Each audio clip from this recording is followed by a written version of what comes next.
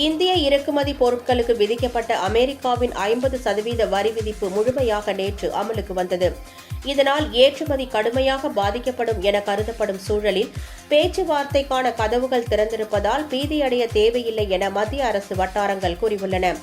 இந்திய இறக்குமதி பொருட்களுக்கு 25% பரஸ்பர வரியை விதித்த அமெரிக்க அதிபர் டிரம்ப், ரஷ்யாவிடமிருந்து மோடி அரசு அதிகளவு கச்சா எண்ணெய் வாங்கி கொள்ளை லாபம் சம்பாதிப்பதாக குற்றம் சாட்டி கூடுதலாக 25% வரியை விதித்தார். இதில் 25% பரஸ்பர வரி கடந்த 7ஆம் தேதி அமலுக்கு வந்த நிலையில் கூடுதல் 25% வரி தொடர்பாக ஒப்பந்த பேச்சுவார்த்தை நடத்த 21 நாள் கால அவகாசத்தை டிரம்ப் வழங்கினார். ஆனால் விவசாயிகள், கால்நடை வளர்ப்பவர்கள், சிறு தொழில் செய்வோரின் நலன்களில் சமரசம் செய்ய முடியாது என பிரதமர் மோடி திட்டவட்டமாக கூறிவிட்ட நிலையில் டிரம்ப் விதித்த கூடுதல் 25% வரி நேற்று அமலுக்கு வந்தது.